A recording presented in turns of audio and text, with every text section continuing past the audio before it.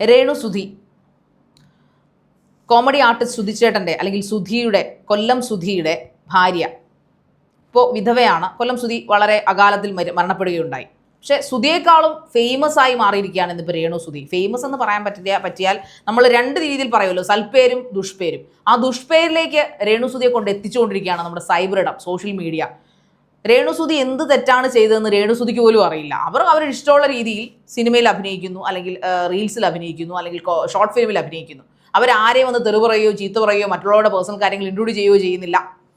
എന്നിട്ടും ഈ പറയപ്പെടുന്ന സൈബർ തൊഴിലാളികൾക്ക് എന്താണ് രേണു സുധിയോട് ഇത്ര വെറുപ്പ്? സൈബർ ആങ്ങളമാർ, പൊന്നാങ്ങളമാർ പറയുന്നത് മാത്രം കേട്ട് രേണു സുധി ജീവിക്കണമെന്നാണ് അവർ പറയുന്നത്. ഇതൊക്കെ നടക്കുന്ന കാര്യമാണോ പൗർണമി?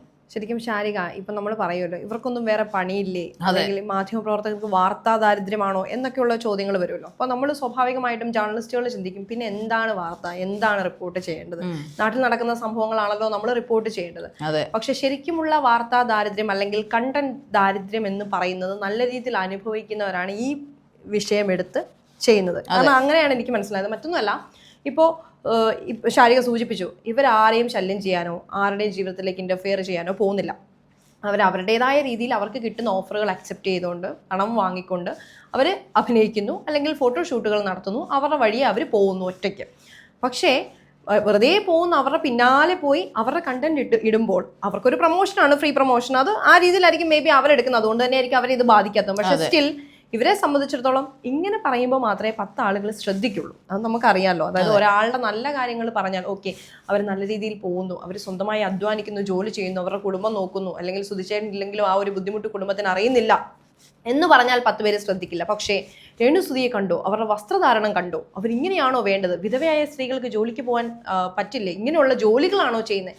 ഇങ്ങനെയുള്ള വിമർശനങ്ങൾക്ക് എപ്പോഴും സപ്പോർട്ടുമായിട്ട് ഒരു വിഭാഗം ആളുകളുണ്ട്. അപ്പോൾ ആ ഒരു സംഭവത്തെ വിറ്റ് അവർ കാശാക്കുന്നു എന്നതിലപ്പുറത്തേക്ക് ഇതിനകത്ത് ഒരു കാര്യമില്ല. കാരണം നമുക്കറിയാം, ഈ ഹണി റോസ് എന്ന് പറയുന്ന നടി, അവരുടെ വസ്ത്രധാരണത്തെ പറ്റിയാണല്ലോ പറഞ്ഞു മെയിൻ പ്രശ്നങ്ങളും ചർച്ചകളും. അതിനെ തുടർന്ന് പോലീസ് കേസും പരാതിയും അറസ്റ്റ് ചെയ്യലും, അതായത് കമന്റും വസ്ത്രധാരണവും ഒക്കെ ആയിരുന്നല്ലോ എല്ലാവരുടെയും പ്രശ്നം.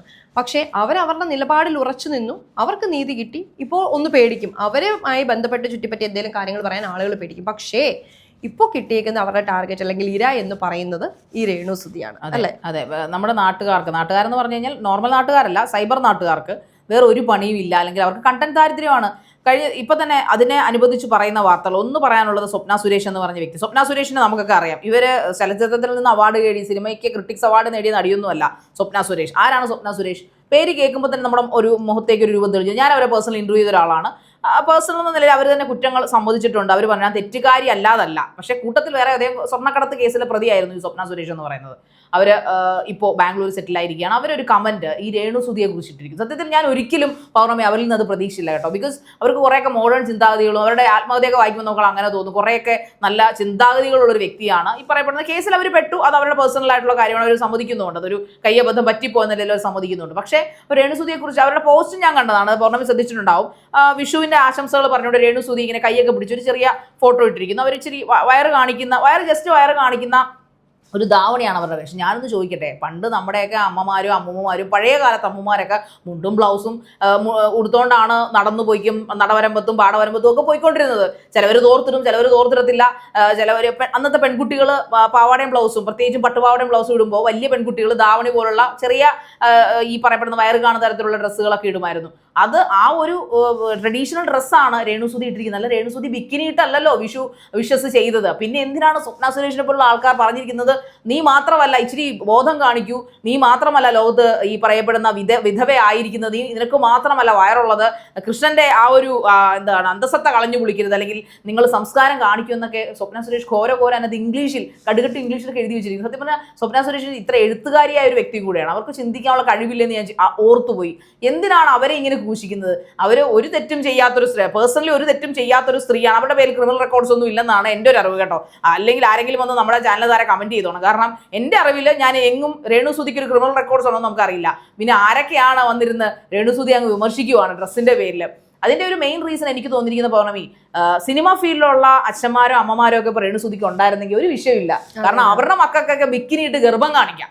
അതായത് എന്തൊരു വൃത്തിയായിട്ടൊരു അത് ഫോട്ടോ ഭയങ്കര ഭംഗിയാണ്. ഭംഗിയാണ്. അതിനൊക്കെ എന്തൊക്കെ കമന്റ്സ് ആണ്. അതിനെ വിമർശിക്കുന്നവർ വേറെ, അതിലേറെ അതിനെ സപ്പോർട്ട് ചെയ്യുന്ന ഫെമിനിസ്റ്റുകളും മറ്റവരും മറിച്ചവരും മെയിൽ ഷോവനിസ്റ്റുകളും ഒക്കെ ഉണ്ട്. പക്ഷെ രേണുസുതിക്ക് മാത്രം ഒരുമിച്ച് അങ്ങോട്ട് അവരെ അങ്ങ് ആക്രമിക്കുമായിരുന്നുകൊണ്ടിരുന്നത്. അതായത് എല്ലാ ടൈപ്പ് ഓഫ് വ്ളോഗേഴ്സും ആക്രമിക്കുന്ന ഈ രേണുസുതിയാണ്. അപ്പോ പൗർണമി പറഞ്ഞ പോലെ ഇവന്മാർക്ക് ഇത്ര ദാരിദ്ര്യമാണോ കണ്ടത്? തീർച്ചയായും അത് ശരിക. നമുക്കറിയാലോ, ചോദിക്കാനും പറയാനും ആരും ഇല്ല എന്നുള്ളൊരു കോൺഫിഡൻസ് വരുമ്പോഴാണ് ആരെക്കുറിച്ചും എന്തും പറയാം എന്നുള്ള വരുന്നത്. ഇപ്പൊ ഈ രേണുസുതിയുടെ കാര്യവും ഇപ്പം പലര് വന്ന് പറയുന്നുണ്ട്, രേണുവിന് 1-2 ജോബ് ഓഫേഴ്സ് കൊടുത്തിരുന്നു, അല്ലെങ്കിൽ ഇന്ന ജോലികൾ ശരിയാക്കി കൊടുത്തിരുന്നു, പക്ഷെ അത് വേണ്ടാന്ന് വെച്ചാൽ അത് ഒരാളുടെ ഭർത്താവ് മരിച്ചു അല്ലെങ്കിൽ അവർ വിധവയാണ് എന്ന് കരുതി അവർക്ക് ചോയ്സ് ഇല്ലേ, അവർക്ക് ആഗ്രഹങ്ങളില്ലേ, അവരുടേതായ ഇഷ്ടങ്ങൾക്ക് അവർക്ക് ജീവിച്ചുകൂടെ എന്ന് നിങ്ങളോട് ചിന്തിക്കണം. കാരണം അവർക്ക് ഒതുങ്ങിക്കൂടിയിരിക്കാനോ അല്ലെങ്കിൽ അങ്ങനെയുള്ള ജോലികളോ അവർക്ക് താല്പര്യം ഉണ്ടല്ലോ. ആകെ ഒരു ജീവിതമേ ഉള്ളൂ. അവർ സെലക്ട് ചെയ്ത, അവർക്ക് ചിലപ്പോൾ ഫോട്ടോഷൂട്ടിനോട് താല്പര്യം ഉണ്ടാവും, അല്ലെങ്കിൽ അഭിനയത്തിനോട് താല്പര്യം ഉണ്ടാവും. അതിപ്പം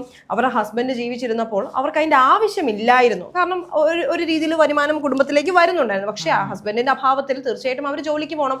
അങ്ങനെ ചെയ്യുന്ന ജോലി എന്തുകൊണ്ട് തനിക്ക് ഇഷ്ടമുള്ളത് ചെയ്തുകൂടാ എന്നുള്ള ചിന്തയിൽ നിന്നായിരിക്കണം അവരിങ്ങനെ പോയത്. അവരെങ്ങനെ വേണേ പോട്ടെ, പക്ഷേ എന്താണ് കുഴപ്പം? ശരി, യഥാർത്ഥത്തിൽ ശാരിക ഇപ്പോൾ പറഞ്ഞതുപോലെ ഒരു നോർമൽ, എൻ്റെ മനസ്സിലുണ്ടായിരുന്ന ഒരു കാര്യമാണ് ശാരിക ഇപ്പോൾ പറഞ്ഞത്. അതായത് നമ്മുടെയൊക്കെ ചെറുപ്പത്തിൽ അമ്മമാർ സാരി ഉടുക്കുമ്പോൾ എല്ലാവരും കവർ ചെയ്താണ് സാരി ഇപ്പം ഉടുക്കുന്നത്. പക്ഷേ ഒരു സമയത്ത് അല്ലെങ്കിൽ നമ്മുടെയൊക്കെ ചെറുപ്പത്തിൽ കണ്ടിട്ടുള്ള അങ്ങനെയൊന്നും അത്ര കോൺസെൻട്രേറ്റഡ് അല്ലായിരുന്നു സാരി ഉടുക്കുന്ന കാര്യത്തിൽ. അത്രയും കോൺസെൻട്രേറ്റഡ് അന്നൊന്നും അത്രയും കോൺസെൻട്രേറ്റ് ചെയ്യുന്ന ആവശ്യവും ഇല്ലായിരുന്നു കേട്ടോ. അതുകൊണ്ടും കൂടിയാണ്. പക്ഷെ ഇന്ന് ഇവരാരെങ്കിലും സാരി, എല്ലാവർക്കും കംഫർട്ട് ചുരിദാറാണ്. കാരണം എന്തുകൊണ്ടാണ്? സാരി ഉടുക്കുമ്പോൾ അവിടെ ഇവിടെയും കാണും എന്നുള്ളൊരു റീസൺ തന്നെയാണ് അതിന് പിന്നിലുള്ള. പിന്നെ ഈസി ആയിട്ട് വെയർ ചെയ്യാം. പക്ഷേ ഈ പറയുന്ന പോലെ രേണുസുതി ആള് ചെറുതാണല്ലോ. അപ്പം ബോഡി ഷേമിങ് ചെയ്യാൻ പാടില്ലെങ്കിലും അങ്ങനെ ചെയ്ത് കാണിക്കാനും പറ്റില്ല. മേ ബി ആ ഒരു അർത്ഥത്തിലായിരിക്കും ഇവർ ഈ വിമർശിക്കുന്നത്. കാരണം ആള് കുറച്ചുകൂടെ തടി ഉണ്ടായിരുന്നെങ്കിൽ, അതെ അങ്ങനെ ആയിരുന്നെങ്കിൽ ഇപ്പൊ ഈ പറയുന്ന അത്രയും പ്രശ്നങ്ങൾ ഉണ്ടാവില്ലായിരുന്നു. അതും പറയുന്നുണ്ടല്ലോ, എന്തിരുന്നിട്ടാ, എന്ത് ഭംഗിയാ, എന്താ ഉള്ളത്. സത്യത്തില് വേറൊരു കാര്യം കൂടി ഇതിനകത്ത് നമ്മൾ സൂചിപ്പിക്കും. നമ്മളെല്ലാവരും ഓൺലൈൻ മാധ്യമ പ്രവർത്തകരാണ്. ഇപ്പൊ നമ്മളായാലും ഇതിന് പുറത്തിരുന്ന് വ്ളോഗ് ചെയ്യുന്നവരായാലും ഒക്കെ ഓൺലൈൻ മീഡിയയിൽ ഡിജിറ്റൽ മീഡിയയിൽ വർക്ക് ചെയ്യുന്ന ആൾക്കാരാണ്. അതിനകത്ത് ചില ഡിജിറ്റൽ സഹോദരന്മാർ നടിക്കുന്ന ചില ഭയങ്കര പ്രശസ്തരായിട്ടുള്ള ചില ഓൺലൈൻ ഓളുകളുണ്ട്. അതിനകത്ത് ഒരുത്തൻ ഇന്നിരുന്ന രേണുസുതി പറഞ്ഞ കൂട്ടത്തിൽ ചെറുതായിട്ട് ഒന്നടങ്കം ഓൺലൈൻ വർക്ക് ചെയ്ത സ്ത്രീകളെ കൂടെ അവൻ അങ്ങോട്ട് അപമാനിച്ചിരുത്തി വിട്ടിട്ടുണ്ട്. വേറൊന്നുമല്ല, രേണുസുതിയെ ഒരിക്കൽ സപ്പോർട്ട് ചെയ്ത ഒരു വ്യക്തി ഇന്ന് ഞാൻ സ്വയം പുച്ഛിക്കുന്നു. രേണുസുതി അന്ന് ഞാൻ സപ്പോർട്ട് ചെയ്തു. അതെന്താ? രേണുസുതി ഇവന്റെ മുമ്പിൽ തുണി അഴിച്ച് കാണിച്ചു. അതെനിക്ക് മനസ്സിലാവുന്നില്ല. അവനെ വളരെ പുച്ഛഭാവത്തിൽ ഇരുന്ന് പറയുവാണ്, ഞാൻ രേണുസുതി ഒരിക്കൽ സപ്പോർട്ട് ചെയ്തു. രേണുസുതി ആവശ്യപ്പെട്ടോ ഇവനോട് സപ്പോർട്ട് ചെയ്യാൻ? രേണുസുതി ഇവൻ സാമ്പത്തികമായിട്ട് സഹായിച്ചിട്ടുണ്ടോ? ഇല്ല. ആ വ്യക്തി രേണുസുതി, ഈ പറയപ്പെടുന്ന ഓൺലൈൻ ചാനലുകാരൻ രേണുസുതി ഒരിക്കലും സഹായിച്ചിട്ടില്ല. അവൻ അവരെ വിറ്റ് കണ്ടിട്ടുണ്ട്. എന്നിട്ട് അവൻ ഇരുന്ന് പറയുകയാണ്, ഈ പറയുന്ന വ്യക്തി ഓൺലൈൻ ചാനലുകാരൻ, ഓൺലൈൻ നടത്തുന്ന ഒരു വ്ളോഗർ ഇരുന്ന് പറയുകയാണ്, റിയാക്ട് ചെയ്യുവാണിരുന്ന്. അതായത് ഈ സ്ത്രീകളെല്ലാം തന്നെ രേണുസുതിയെ കൂടെ കൂട്ടി പറഞ്ഞ ഒരു സ്റ്റേറ്റ്മെന്റ് വളരെ മോശപ്പെട്ടൊരു സ്റ്റേറ്റ്മെന്റ് ആണ്. സാർ, ഈ വ്യക്തികൾക്കൊക്കെ എതിരെയാണ് സത്യം പറഞ്ഞാൽ കേസ് എടുക്കേണ്ടത്. കാരണം എല്ലാ 90% ഫുഡ് ബ്ലോഗേഴ്സ് ആയിട്ടുള്ള സ്ത്രീകളും ഫുഡ് ബ്ലോഗേഴ്സ് ആയിട്ടുള്ള യൂട്യൂബേഴ്സും ശരീരം പ്രദർശിപ്പിച്ചിട്ടാണ് പൈസ ഉണ്ടാക്കുന്നതാണ് അവൻ പച്ചയ്ക്കനകത്തിരുന്ന് പറഞ്ഞത്. അവൻ റീച്ച് കൂട്ടാൻ വേണ്ടി തന്നെയാണ്. കാരണം 1 മണിക്കൂർ കൊണ്ട് ഏതാണ്ട് അവന് 10K അപ്പം തന്നെ അടിച്ചിട്ടുണ്ട്. നമുക്കത് മനസ്സിലാവും. പക്ഷേ എനിക്ക് മനസ്സിലാവാത്തത്, അപ്പൊ എന്ത് യോഗ്യതയാണ് അവനുള്ളത്? അവൻ രേണുസുതിയെ വിറ്റ് കാശാക്കിക്കൊണ്ടിരിക്കുകയല്ലേ? രേണുസുതിയെ വെറുപ്പാണ്, രേണുസുതിയെ സപ്പോർട്ട് ചെയ്യുന്നതിൽ ഞാൻ ദുഃഖിക്കുന്നു, ഖേദിക്കുന്നു എന്ന് പറഞ്ഞിട്ട് ഇപ്പൊ രേണുസുതി പറയുന്ന സ്റ്റേറ്റ്മെന്റ് ശരിയല്ല. രേണുസുതി ഒരു സിനിമയുടെ ഷൂട്ടിങ്ങിൽ നിന്ന് ഇറങ്ങി വന്ന സമയത്ത് രേണുസുതി പറഞ്ഞു, ഞാൻ സുധിച്ചേട്ടൻ കാണിച്ചു തന്ന വഴികളിലൂടെയാണ് ഞാനിപ്പോ സഞ്ചരിക്കുന്നത്. അതിനെ വിമർശിച്ചാണ് അവൻ തുടങ്ങിയത്. ഞാൻ ചോദിക്കട്ടെ, അവർക്ക് മാത്രമേ അത് പറയാനുള്ള റൈറ്റ് ഉള്ളൂ. കാരണം സുധിയുടെ ഭാര്യ രേണുവാണ്, അല്ലാതെ ഈ പറയപ്പെടുന്ന ഓൺലൈൻ ഓളികളല്ല അവിടെ ഇരുന്ന് പറയേണ്ടത്. സോ അതുകൊണ്ട് തന്നെ അവർക്ക് മാത്രമേ റൈറ്റ് ഉള്ളൂ പറയാനായിട്ട്. സോ അവർ പറയുന്നു, ചേട്ടൻ കാണിച്ചത് ആ കലയുടെ വഴികളിലൂടെയാണ് രേണുസുതി നടക്കുന്നത്. അത് ചിലപ്പോൾ അവർക്ക് പറ്റുന്ന രീതിയിലേ അവർ അഭിനയിക്കുകയുള്ളൂ. അവർ പറ്റുന്ന കണ്ടന്റുകളായിരിക്കും അവർ ചെയ്യുന്നത്. അവർ നയൻതാരയെ പോലെ അഭിനയിക്കുക എന്ന് പറഞ്ഞാൽ നടക്കുമോ? ഇല്ല. അവർക്ക് രേണുസുതിൻ്റെതായ ഒരു സിഗ്നേച്ചർ ഉണ്ട്. അത് ഗുഡ് ഓർ ബാഡ് ആയിട്ട് എടുക്കുന്നത് പ്രേക്ഷകരാണ്. അത് അവരുടെ ഇഷ്ടം. അതിനിപ്പോൾ രേണുസുതിക്ക് എന്ത് ചെയ്യാൻ പറ്റും? എന്തായാലും അവരവിടെ പറയുന്ന പറ്റിയ വേശ്യാവൃത്തിയല്ല അവർ ചെയ്യുന്നത്. അതോടൊപ്പം തന്നെ അവർ തുണി അഴിച്ച് ഒരു പെക്സ് പോലും, ബിക്കിനിയിട്ടൊരു പിക്ക് പോലും നമ്മൾ കണ്ടിട്ടില്ല.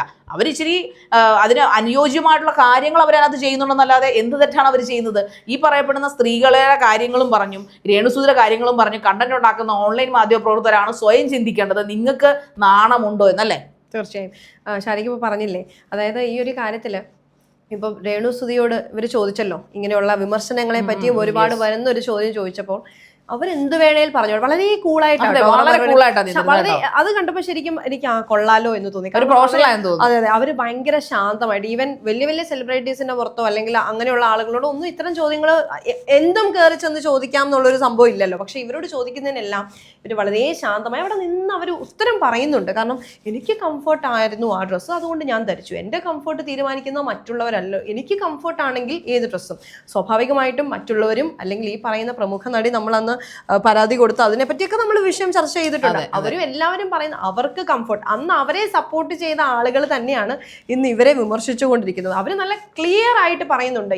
ആദ്യം അവർ പറഞ്ഞു, ഓക്കെ ഞാൻ ജോലിക്ക് പോവാതെ വീട്ടിലിരിക്കാം, നിങ്ങൾ ഈ കുറ്റപ്പെടുത്തുന്നവർ കൊണ്ടുവന്ന് കാശ് താ, എൻ്റെ കുടുംബം കഴിയാനുള്ള പൈസ തന്നേക്ക്, ഞാൻ ജോലിക്ക് പോവാതിരിക്കാമെന്ന്. പിന്നീട് അവർ ജോലിക്ക് പോയി തുടങ്ങിയപ്പോൾ അവർ ആദ്യം നാടകത്തിലേക്കാണ് പോയത്. പിന്നെ അവർക്ക് ഫോട്ടോഷൂട്ടും കാര്യങ്ങളും, പിന്നെ ഈ പറയുന്ന അല്ലെങ്കിൽ ഇവർക്ക് ഓഫർ കൊടുക്കുന്ന ആളുകൾക്കും വേണ്ടത് അവരുടെ പ്രൊഡക്റ്റ്, അത് എന്തും ആയിക്കോട്ടെ. അതിപ്പോൾ ഫോട്ടോഷൂട്ട് നടത്തുന്നതിനോട് ഒരു ഫോട്ടോഗ്രാഫി ആയിരിക്കാം, അല്ലെങ്കിൽ മേക്കപ്പ് ആർട്ടിസ്റ്റിന് അല്ലെങ്കിൽ കോസ്റ്റ്യൂമും മേക്കപ്പും ഒക്കെ ആയിരിക്കാം. അപ്പം രേണു സുധി എന്ന വ്യക്തി അവർ ചൂസ് ചെയ്യുന്നത് അത്തരത്തിൽ അറിയപ്പെടാൻ വേണ്ടി തന്നെയാണ്. അവരെ ആരും അറിയില്ല എന്നുണ്ടെങ്കിൽ അവർക്ക് അവരെ ചൂസ് ചെയ്യേണ്ട ആവശ്യമില്ലല്ലോ. അപ്പോൾ തീർച്ചയായിട്ടും വിമർശനങ്ങൾ വേണം, പക്ഷേ ആ വിമർശനങ്ങൾ അതിര് വിടാതിരിക്കണം എന്ന് മാത്രമുള്ള ഒരു അഭിപ്രായമുള്ളൂ. എന്തായാലും രേണു സുധി ഇപ്പം സ്റ്റാൻഡായിട്ട് നിൽക്കുന്നത് പോലെ തന്നെ അവരുടെ കംഫർട്ട് സോണിൽ കംഫർട്ടായിട്ട് തന്നെ അവർ ജോലി ചെയ്തു പോയിക്കൊണ്ടിരിക്കും. പറയുന്നവർ ഇങ്ങനെ പറഞ്ഞുകൊണ്ടിരിക്കുക എന്നുള്ള കാര്യം അവർക്കും വ്യക്തതയുണ്ട്. എന്ത് തന്നെയായാലും രേണു സുധി നിങ്ങൾ എങ്ങനെയാണോ അങ്ങനെ തന്നെ തുടരുക.